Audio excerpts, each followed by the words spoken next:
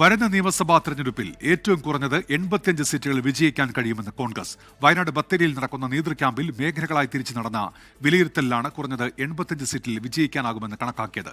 Kochi mayor തെരഞ്ഞെടുപ്പിൽ മാനദണ്ഡങ്ങൾ ലംഘിച്ചു എന്ന വിമർശനവും നേതൃക്യാമ്പിൽ ഉയർന്നു.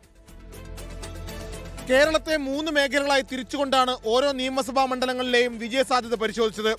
ലോക്സഭാ തെരഞ്ഞെടുപ്പിലെയും തദ്ദേശ തെരഞ്ഞെടുപ്പിലെയും വോട്ടിംഗ് പ്രവണതകൾ കണക്കാക്കിയായിരുന്നു വിലയിരുത്തൽ. മധ്യ കേരളത്തിലും തെക്കൻ കേരളത്തിലും നല്ല മുന്നേറ്റം നടത്തി ഭരണം പിടിക്കാനാകുമെന്നാണ് വിലയിരുത്തൽ. മലപ്പുറം, തൃശൂർ, എറണാകുളം, പാലക്കാട്, ഇടുക്കി ജില്ലകളടങ്ങുന്ന മധ്യ കേരളത്തിലെ 60 നിയമസഭാ മണ്ഡലങ്ങളിൽ 43 സീറ്റുകളിൽ വിജയിക്കാനാകുമെന്നാണ് കണക്ക്. തെക്കൻ കേരളത്തിലെ 48 മണ്ഡലങ്ങളിൽ 24 ഇടങ്ങളിൽ ജയിക്കാൻ കഴിയും.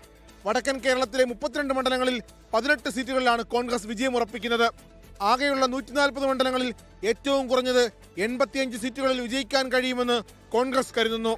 കൊച്ചി മേയർ തെരഞ്ഞെടുപ്പിൽ KPCC മാർഗനിർദ്ദേശങ്ങൾ കാറ്റിൽ പറത്തിയെന്ന് മേയർ സ്ഥാനത്ത് നിന്ന് തഴയപ്പെട്ട ദീപ്തി മേരി വർഗീസ് പരാതിപ്പെട്ടു.